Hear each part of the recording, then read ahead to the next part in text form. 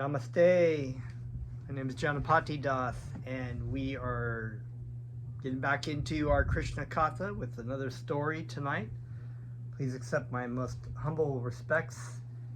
Thank you for tuning in. If you have not already, please go to my YouTube channel, subscribe, like, and comment on the videos. I have most of the Krishna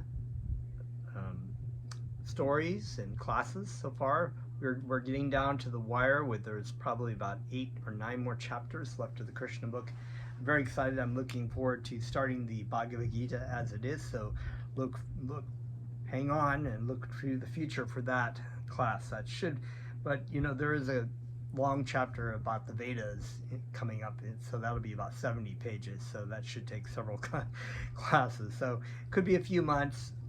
Basically, this Krishna book project I've been doing it for 3 years or more, I think now, and we've gone through the full Krishna book. It's been really wonderful and exciting. I feel like it's been a very great success, and I'm very excited and ready to go on to new other scriptures, Vedic scriptures, the Bhagavad Gita, which could be a long time. I read the Srimad Bhagavatam in 20 years, so the Bhagavad Gita, I don't know, doing a class could be a few years itself.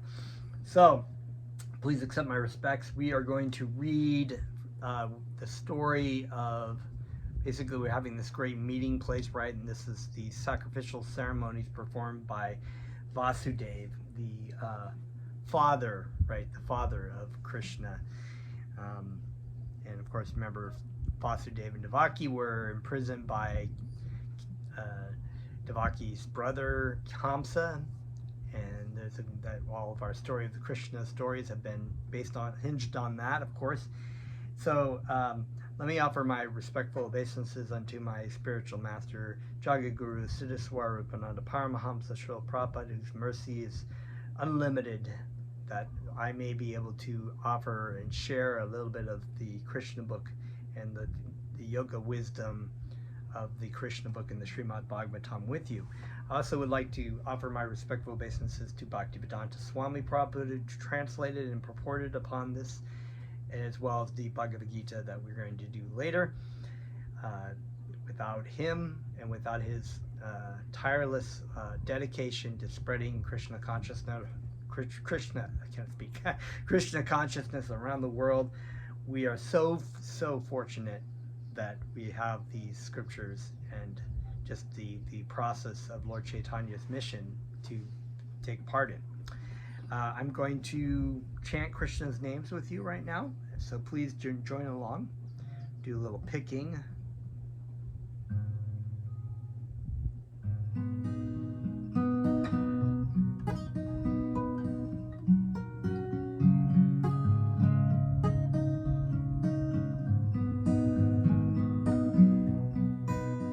Try a different key there.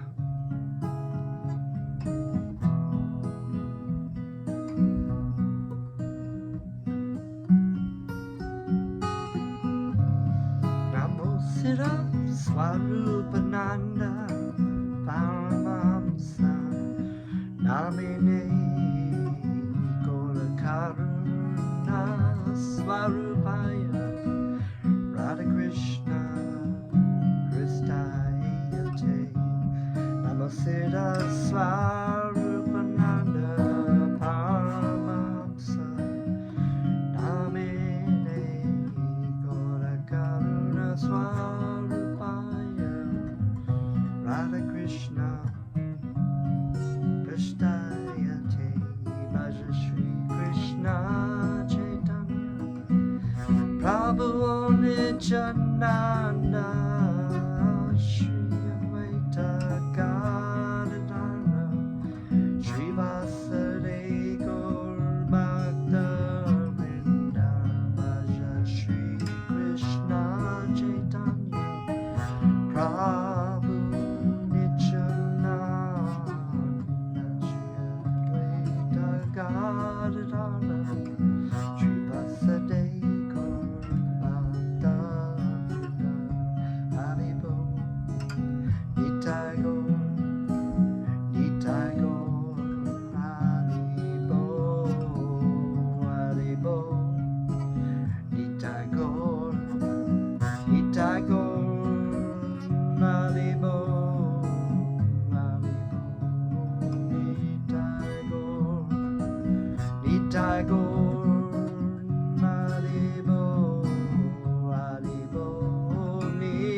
Nitai Gaur, Nitai Gaur, Radhe Bo, Hare Krishna, Krishna Krishna, Hare Hare, Hare Rama, Rama Rama, Hare Hare, Hare Krishna, Krishna Krishna, Hare Hare, Hare Rama, Rama Rama, Hare Hare, Hare Krishna, Krishna Krishna, Hare Hare, Hare Rama, Rama Rama, Hare Hare, Gauranga Chaitanya, Gauranga Chaitanya, Gauranga Chaitanya, Gauranga Chaitanya. Haribol. Om Namo Bhagavate Vasudevaya. So, we have been reading about these wonderful pastimes of Krishna, and we had been reading about pretty recently, yesterday, the queens of the Kuru dynasty and the queens of Krishna having conversation. Devotees of Krishna. When Krishna is the center of people's life, the loving relationship is spread among the devotees of Krishna, all the devotees of Krishna, it's so beautiful, so sweet, so loving.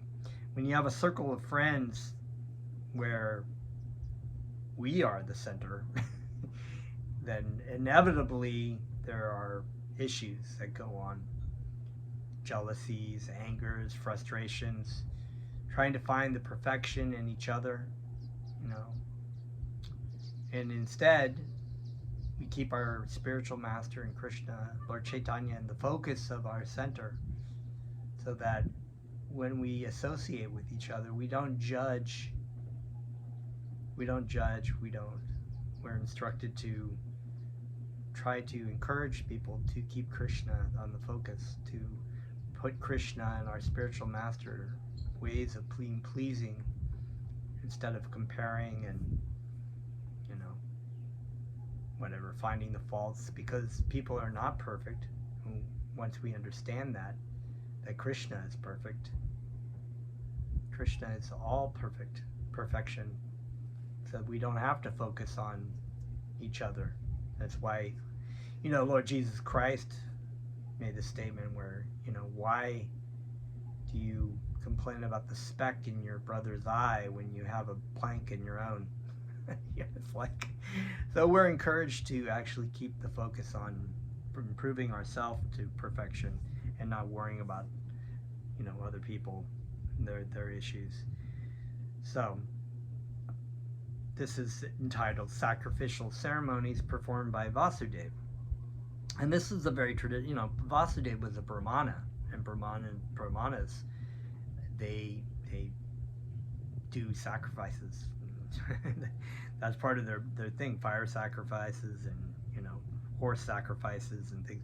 Nowadays you don't do so many of those because of the day and age, but back then there were many types of sacrifices that Brahmanas enacted for the good fortune of different situations, to encourage the spiritual life of the community and like.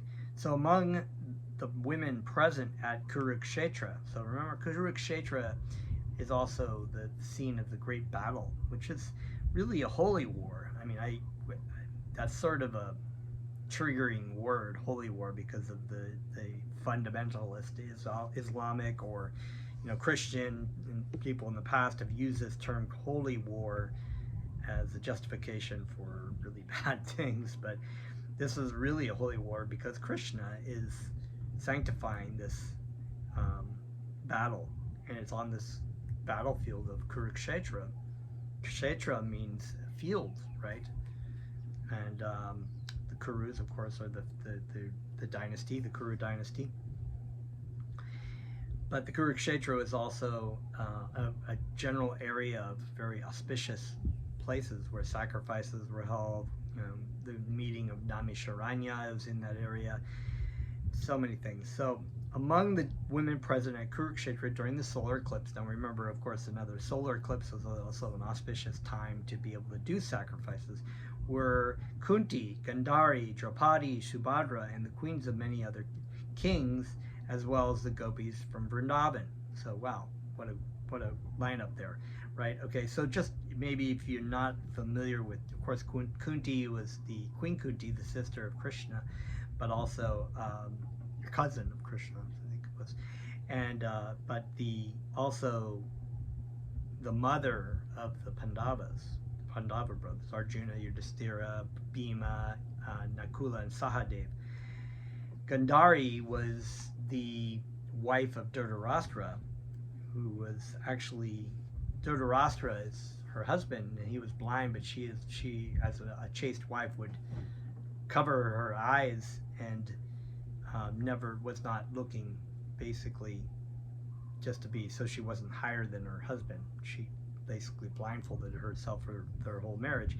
But what in the process, she also developed mystic powers. But she was a devotee of Krishna also. Draupadi, of course, we talked about. Subhadra, another wife of the queen. Subhadra actually is a sister of Krishna.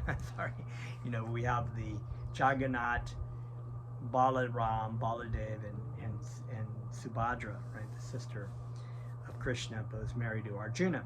And the queens of many other kings. Okay, so when the different queens of Lord Krishna were submitting their statements as to how they were married and accepted by Lord Krishna as his wives, all the female members of the Kuru dynasty were struck with wonder. They were filled with admiration of how all the queens of Krishna were attached to him with love and affection. When they heard about the queen's intensity of love and affection for Krishna, they could not check their eyes from filling up with tears. It's a beautiful, beautiful thing. It's always a beautiful thing to hear about the Krishna's pastimes. While the women were engaged in conversation among themselves, and the men were similarly engaged in conversation, there arrived almost all the important sages and ascetics from all directions who had come for the purpose of seeing Lord Krishna and Balaram. It's kind of like, ooh, Krishna and Balaram are in the town. Let's all go there from the different places where, all the great saints and sages want to see the opportunity to see the Supreme Personality of Godhead and worship him. Chief among the sages were Krishna, Dvaipayana, Vyasadeva, right? Okay, so Vyasadeva was a very great sage who was also wrote so many of the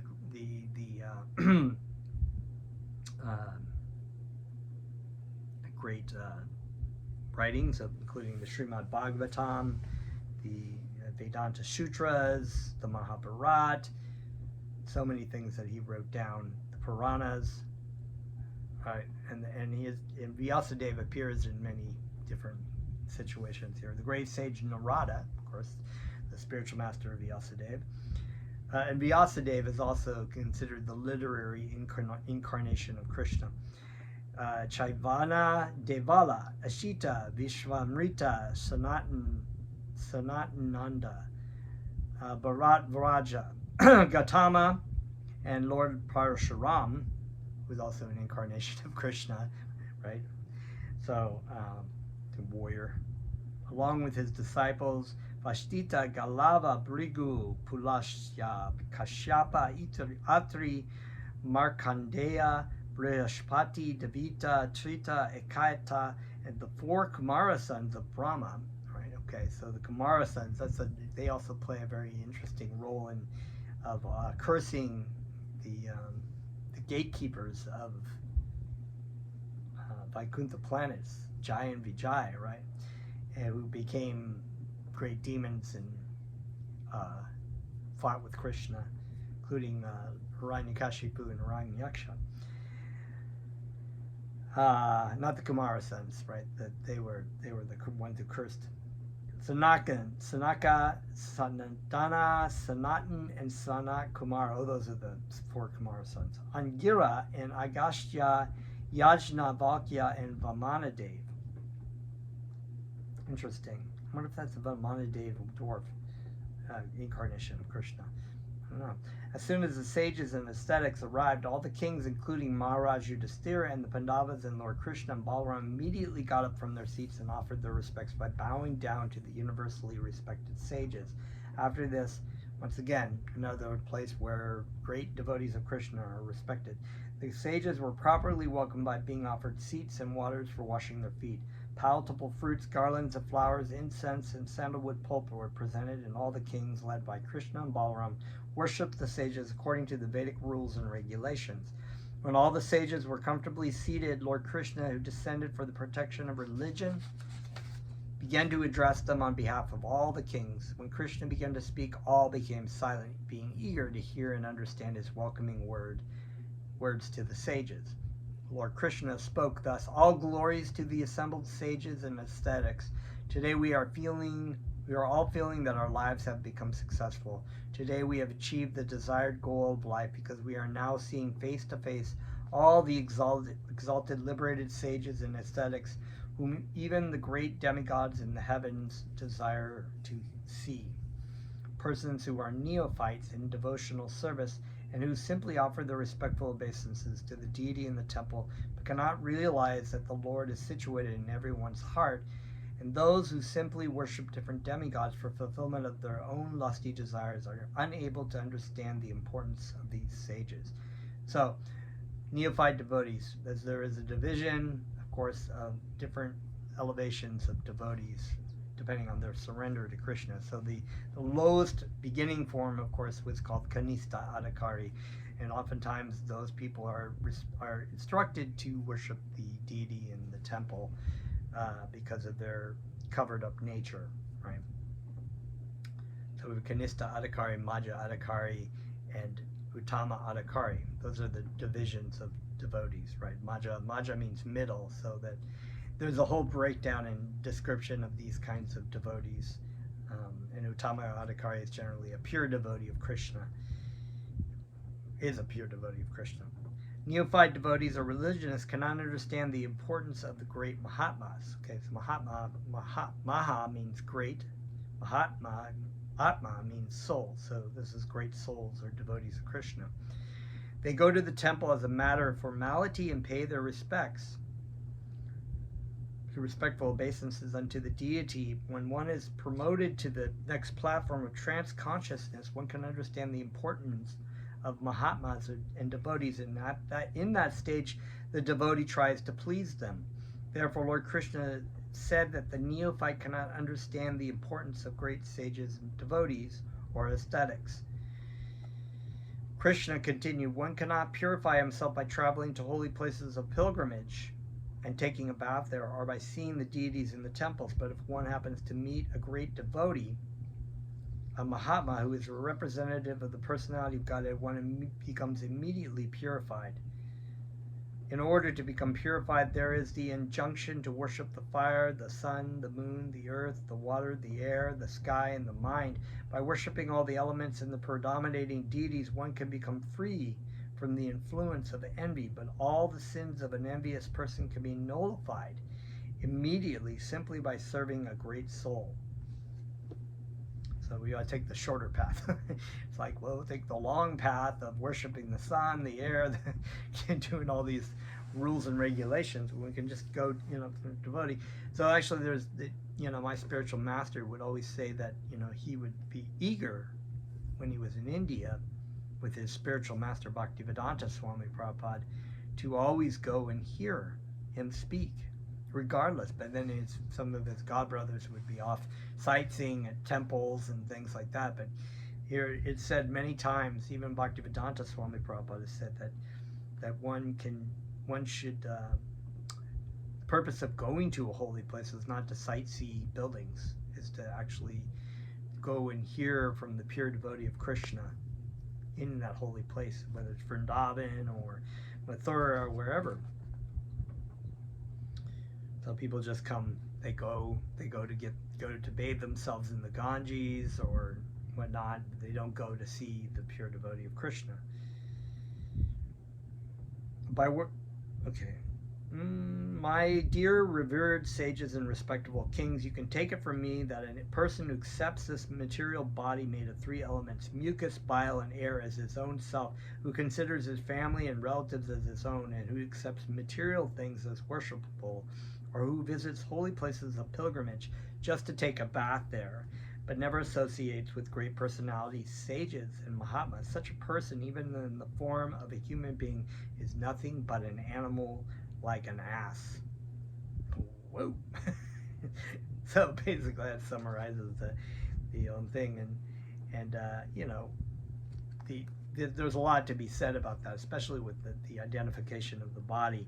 And when there is this, it's funny because I remember seeing this artist who took a picture of animals and humans in a position of form, and then what he would do is simultaneously he would either have those people there live or have pictures of them or animals or whatever, and then he would also go to the morgue and buy carcasses of bodies and basically take off their skin or use the bones. And so you have these, basically the people with the epidermis on them, the skin, and then you have the carcasses. And when this statement of beauty is only skin deep is so true, because all I'd have to do is peel off the skin off my face. Even when people get accidents, but when they hit their face and they're just people are like, they might be very beautiful and whatnot, but it's a bit of a trip when you think about it. This bag of muscle and bile and mucus and urine and stool and bones, nicely wrapped in a colorful or different colorful epidermis, as a gift wrapped present, right? So my wrapping is white, and my wife's wrapping is a little bit dark brown, and my daughter's wrapping is somewhat in between caramel. But if you open up all what the living entity is, it's really disgusting, and it's constantly the amazing that Maya Devi is so wonderful in the sense that she can drive people to illusion, to be so attracted to each other's bodies, or for our own bodies, that if that same beautiful boy or beautiful girl falls down dead, and suddenly it's not so attractive, or you would love to run your finger through the hair of a beautiful woman, but when you see that hair in the drain, you're like, ugh. You're like, that's gross.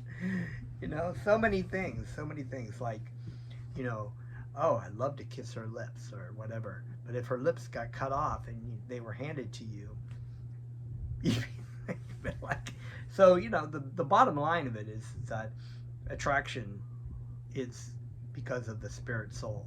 Spirit soul is attracted to spirit souls because they're part and parcel of Krishna, and that's really what we're attracted to. We're not really attracted to dead bodies unless we've got some kind of mental problem that we want to, we're attracted to dead bodies, and there are people who are crazy like that, and they embalm their dead wives and stuff. So they're anyway, getting kind of a bit sidetracked on that, but I think I made my point on that. So it's kind of like the person who really spends their life in pursuit of these kinds of things is really no better than an animal or an ass. It's a donkey, just a stupid animal, where they're so illusioned by their pursuit of happiness, they don't see that they're actually headed towards death, and that when they come to that point and they watch it all fall apart, what have they really gained? It's like Jesus Christ said, what profits a man if he gains the whole world but loses his soul?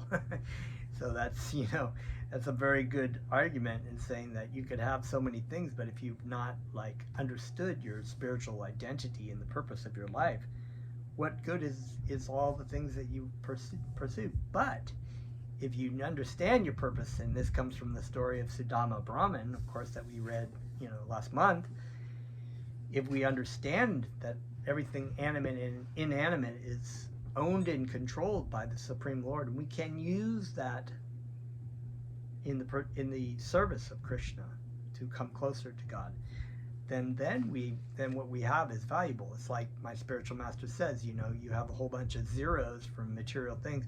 If you put Krishna as the one in the front, all those things that you have in the material life to use for Krishna is very, very valuable.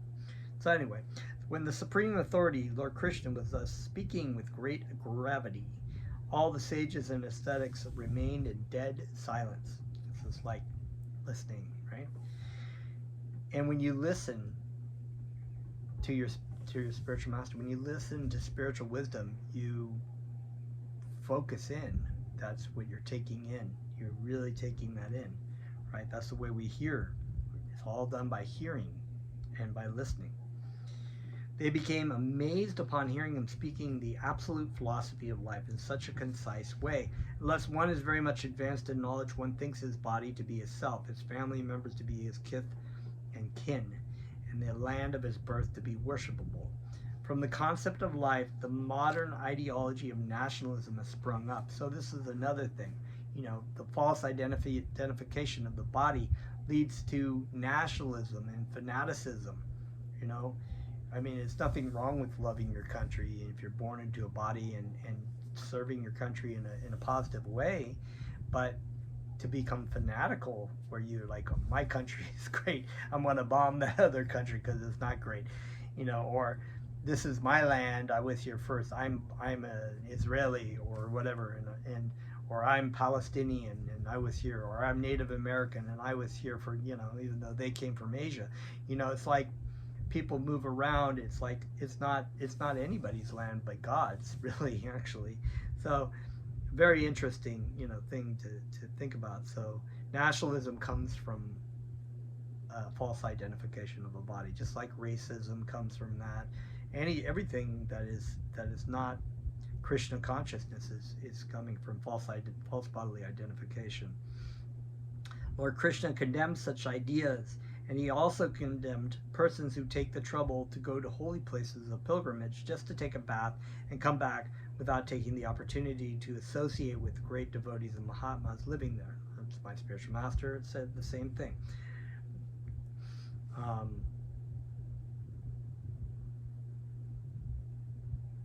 Such persons are compared to the most foolish animal, the ass. They are completely foolish. They're missing out on the greatest opportunity to come into a human form of life and to be able to associate with a pure devotee. Even just to have a human form of life is one thing, but to have the rare opportunity of coming into contact with a pure devotee and to squander that or to just ignore that is so foolish. All those who heard considered the speech of Lord Krishna for some time, and they concluded that Lord Krishna was actually the Supreme Personality of Godhead, playing the role of an ordinary human being who was forced to take a certain type of body as a result of the reactions of his past deeds. He was assuming this pastime as an ordinary human simply to teach the people in general how they should live for perfection of the human mission. There we go. Having concluded that Lord Krishna was the Supreme Personality of Godhead, the sages began to address him thus: Dear Lord, we, the leaders of human society, are supposed to possess the proper philosophy of life, and yet we are becoming bewildered by the spell of your external energy. We are surprised to see your behavior, which is just like that of an ordinary human being, which conceals your real identity as the Supreme Personality of Godhead, and we therefore consider your pastimes to be all wonderful. Our dear Lord, by your own this is kind of a long chapter. By your own energy, you are creating, maintaining, and annihilating the whole cosmic manifestation of different names and forms in the same way as the earth creates many forms of stone, trees, and other varieties of names and forms, and yet remains the same. Although you are creating varieties of manifestation through your energy, you are unaffected by all those actions. Our dear Lord, we remain simply stunned by seeing your wonderful actions. Although you are transcendental to this entire material creation and are the Supreme Lord and the supersoul of all living entities, you nevertheless appear on this earth by your internal potency to protect your devotees and destroy the miscreants. Let's check it one time. By such appearance, you will reestablish the principles of eternal religion, which the human society forgets by long association with material energy. So, important point, right? So, not in Dharma, our eternal religion, which is not something that is really, it's not like, okay, here we go, let me teach you something new, right? Eternal religion is something that is already known. It's like the Bhagavad Gita, the Song of God. It is the eternal truth of Bhakti Yoga. That is a reality that is non-different than Krishna. It is Krishna. It is our relationship with Krishna.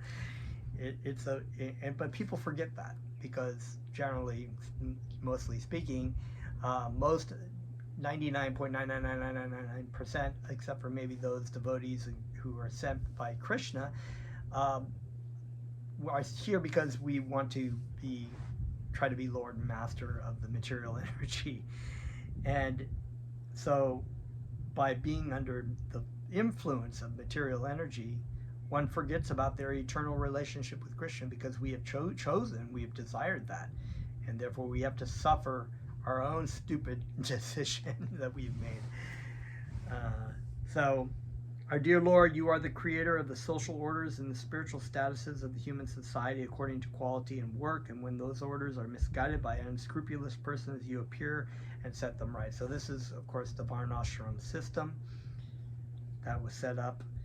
It's somewhat hard to follow that. That's why Lord Chaitanya Mahaprabhu came in this day and age to inaugurate the Sankirtan Yajna, so that we don't have to follow the social orders and spiritual statuses or whatever of the Varnashram system. We just have to hear and chant Krishna's names and let the mercy of Krishna set us right that way. Dear Lord, the Vedic knowledge is the representation of your pure heart. Austerities, studies of the Vedas, and meditative trances lead back to different realizations of yourself in your manifested and non-manifested aspects. The entire phenomenal world is a manifestation of your impersonal energy, but you yourself, as the original personality of Godhead, are non-manifested there. You are the Supersoul, the Supreme Brahman. Persons who are situated in Brahminical culture therefore can understand the truth about your transcendental form. Thus you always hold the Brahmanas in respect, and thus you are considered to be the topmost of all followers of the Brahminical culture. You are therefore known as Brahmanaya Deva. Our dear Lord, you are the last word in good fortune and the last resort of all saintly persons. Therefore, we all consider that we have achieved the perfection of our life, education, austerity, and acquisition of transcendental knowledge by meeting you. Factually, you are the ultimate goal of all transcendental achievements. Our dear Lord, there is no end to your unlimited knowledge. Your form is transcendental, eternally existing in full bliss and knowledge. You are the Supreme Personality of Godhead, the Supreme Brahman, the Supreme Soul. So, of course, there's three different aspects of Krishna. Brahman, realization, the impersonal, right, energy, effulgence of Krishna. The Paramatma, or the expansion, localized expansion of Krishna into the heart of all living entities. And, of course, Bhagavan, which is the eternal form of Satchidananda Vigraha, right? The personality of Godhead, Supreme Personality of Godhead. But he is all one. That is all one of him. Three aspects, but one. All those things are part of him. Being covered By the spell of your internal potency, Yogamaya, you are now temporarily concealing your unlimited potencies, but still we can understand your exalted position, and therefore all of us offer you our respectful obeisances. So we touched on this last thing about the Yogamaya versus the Maya Devi. Krishna, of course, uses his Yogamaya to conceal and to enact certain kinds of relationships with his pure devotees.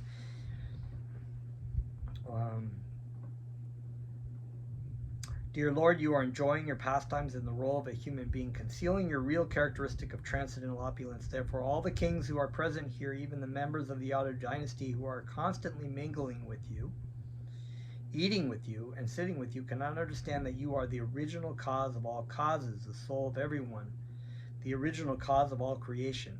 When a person dreams at night, hallucinatory figures created by the dream are accepted as real, and the imaginary dream body is accepted as one's real body.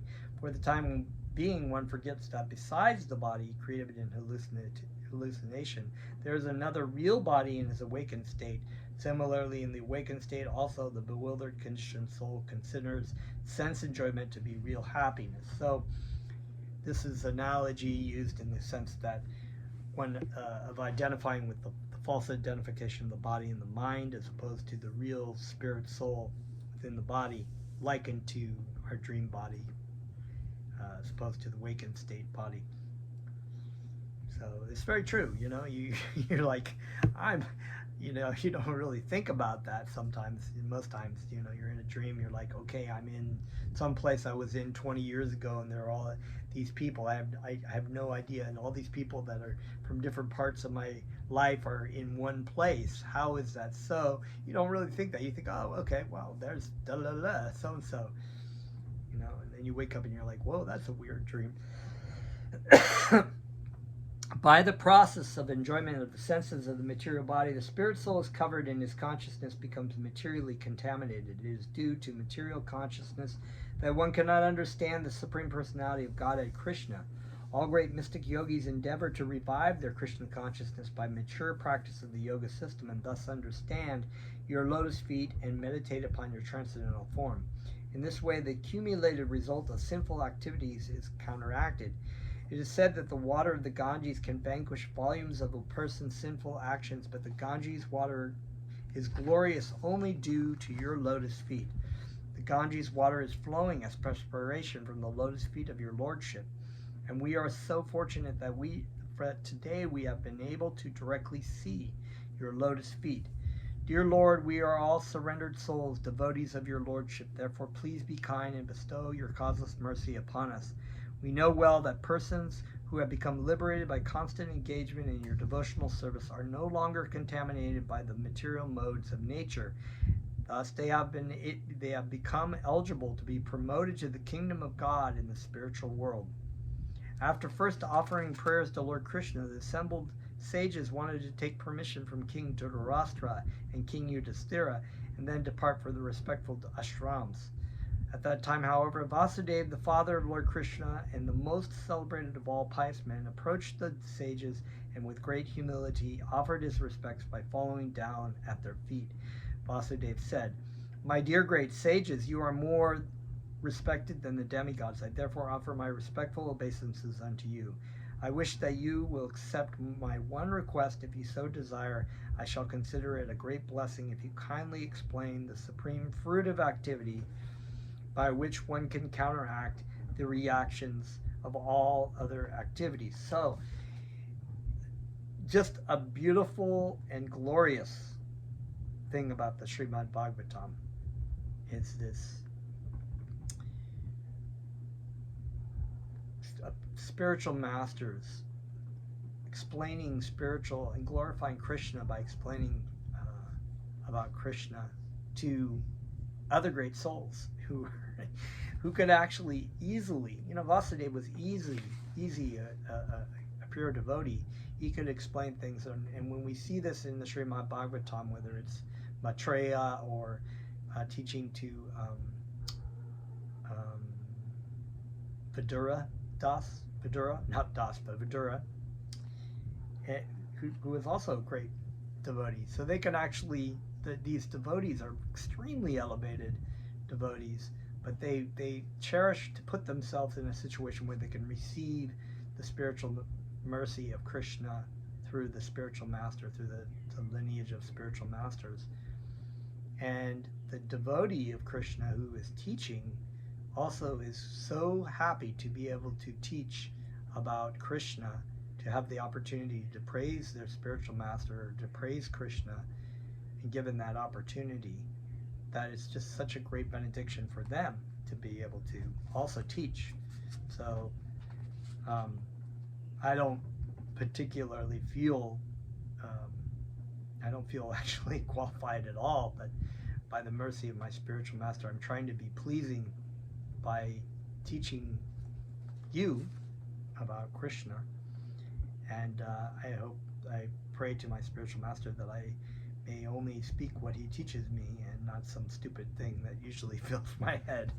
So, the great Narada was the leader of all the sages present there. Therefore he began to speak. My dear sages, he said, it is not very difficult to understand that because of his great goodness and simplicity, Vasudeva, who has become the father of the personality of Godhead, by accepting Krishna as his son, is inclined to ask us about his welfare.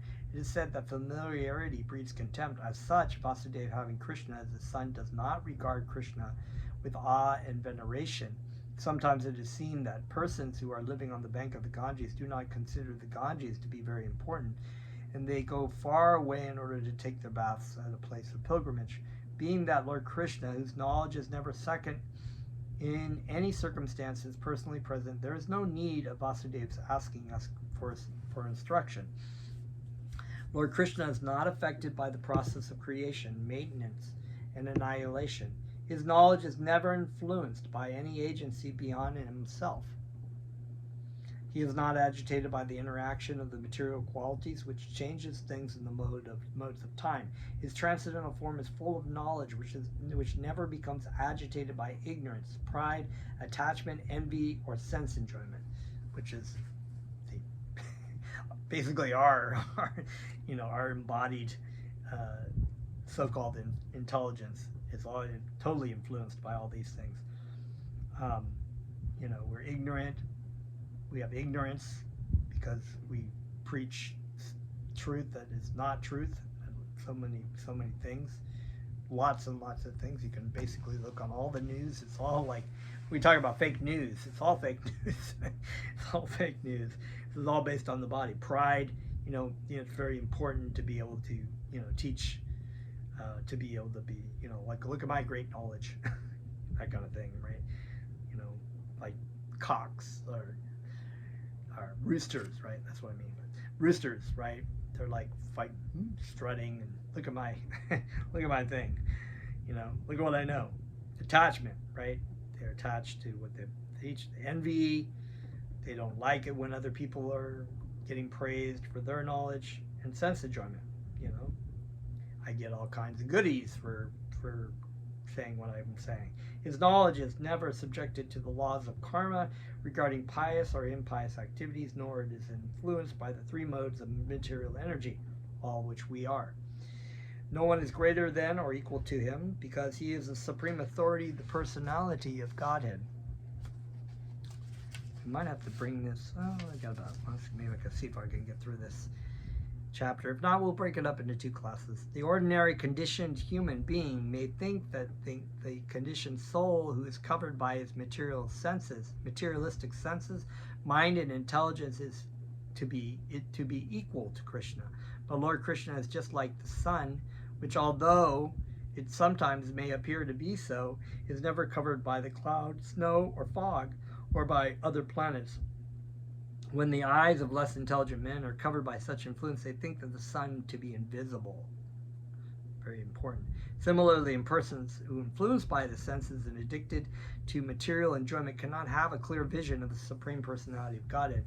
Yes, okay, so all these things being said, especially when you're talking to someone who's atheistic, or you try to tell them this is the purpose of life, and they don't see it, they don't see God, they're like, why don't you show me God? Show me God. Where is he? You know, it's like as if God were, you know, you could point your telescope up in the sky and you'd be like, close his blinds because he doesn't want you looking into his house or something. You know, it's like they never really get the point that maybe they don't have the vision to actually see these things because of their enviousness of God and their desire to actually know, think that they know what's good. You know, so it's very, so this is why this says ordinary conditioned human beings may think that the conditioned soul who is covered by its materialistic senses, mind, and intelligence to be equal to Krishna. So in other words, they may even think not just equal, but better, you know, better than Krishna. You know, you try to teach them, they're like, well, prove it. Prove it. I love that line. Prove it, prove it, prove it, prove it. You know, it's like try to teach about the absolute truth by using a system that's flawed and imperfect because of your material senses are imperfect and covered. The logic of empirical science is also covered. So we'll never ever, it may be able to describe certain things about the material universe, okay, but even then it's not perfect.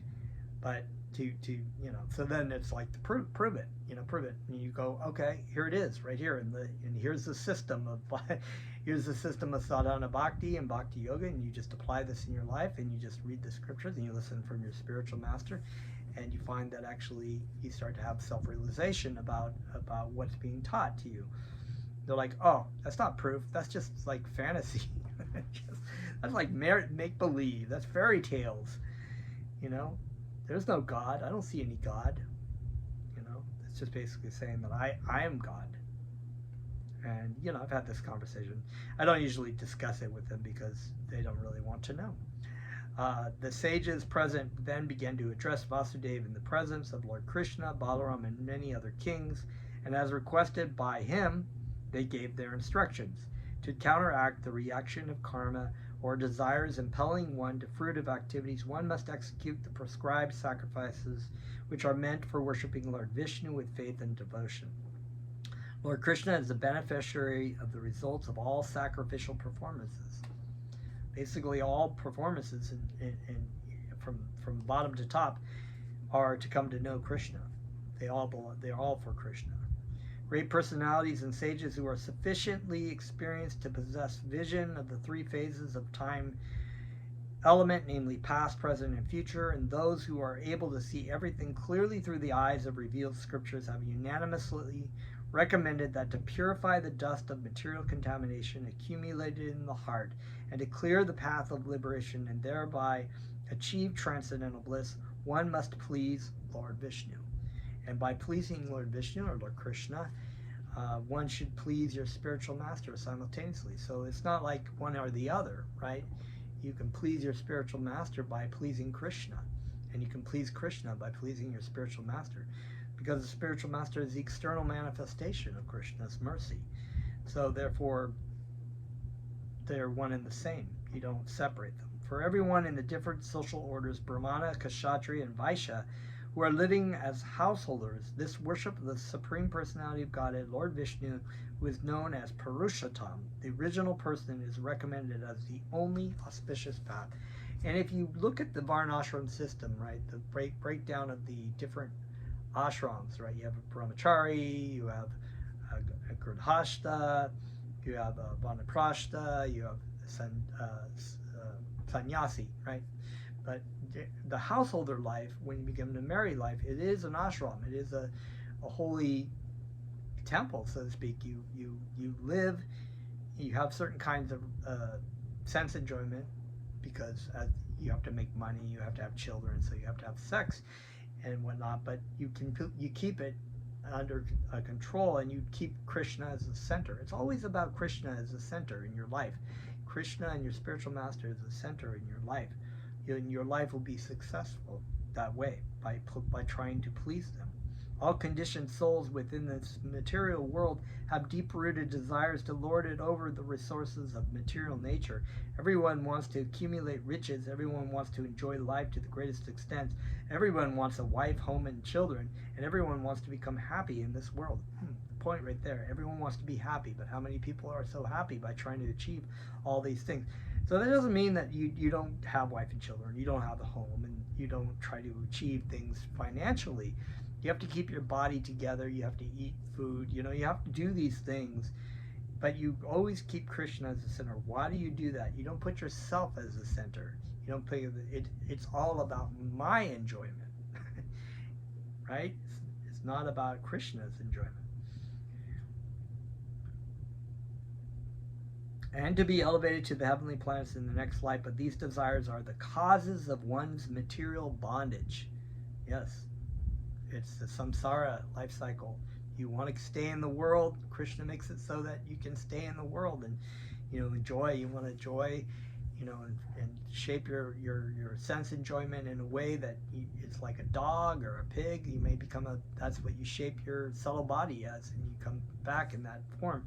There are all kinds of 8,400,000 species of life in which you can try to enjoy in a certain way. You want to like eat in a certain way, then you can become a maggot. It's like there's like so many ways, but the human form of life is so rare and so special that to squander it is the most foolish thing to do. Therefore, to get liberation from this bondage, one has to sacrifice his honestly earned riches for the satisfaction of Lord Vishnu. The only process to counteract all sorts of material desires to engage oneself in the devotional service of Lord Vishnu. In this way, a self-controlled person, even while remaining in householder life, should give up the three kinds of material desires, namely desire for the acquisition of material opulences, the enjoyment of wife and children, and elevation to higher planets. So that's kind of like going to heaven, right? Or to be elevated. I want to enjoy in heaven. I want to go with my family. I want to go, and enjoy it just the way I was enjoying them, but just to do it eternally, and just God will be ethereal, and we will just say great weekly praises to him, but it's really about us still. So that's the elevation. In the higher planets, there are higher planets, Brahmaloka. There's different kinds of heavenly planets, at Indraloka, places you can go to enjoy for a long time, and that enjoyment is so much more elevated than here, but it is temporary. It's temporary, and so a devotee of Krishna does not want to be elevated to heavenly planets, because that just keeps them away from Krishna longer. Eventually, he may give up householder life and accept the renounced order of life, engaging himself completely in the devotional service of the Lord. Everyone, even if born in a higher status of life, as Brahmana, Kshatriya, or Vaishya, is certainly indebted to the demigods, to the sages, to the forefathers, to living entities, and so on. And in order to liquidate all these debts, one has to perform sacrifices, study the Vedic literature, and generate children in a religious householder of life. If somehow one accepts the renounced order of life without fulfilling its debt, it certainly falls down from his position. Today you have already liquidated your debts to your forefathers and the sages. Now by performing sacrifices you can free yourself from the indebtedness to the demigods, and thus take complete shelter of the Supreme Personality of Godhead. My dear Vasudeva, certainly you have performed many pious activities in your previous lives. Otherwise, how could you be the father of Krishna and Balaram, the Supreme Personality of Godhead? So, yeah, we're almost running into an hour here, so we do have about 4 more pages in here, but we can finish this up in a second class, and we'll be going onward to spiritual instructions for Vasudeva and return of the 6 dead sons of Devaki by Lord Krishna. So, thank you very much. It's wonderful, wonderful. And thank you so much for allowing me to come and teach and read to you. Very well.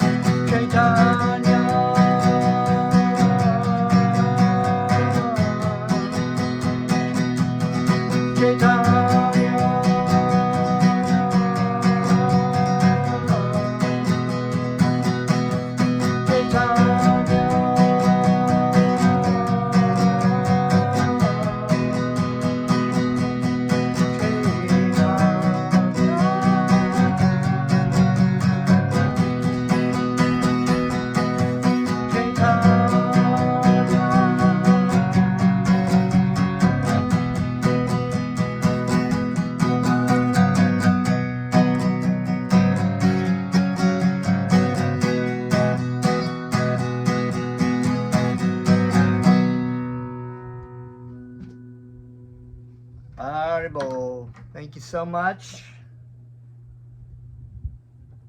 I appreciate your time. Namaste.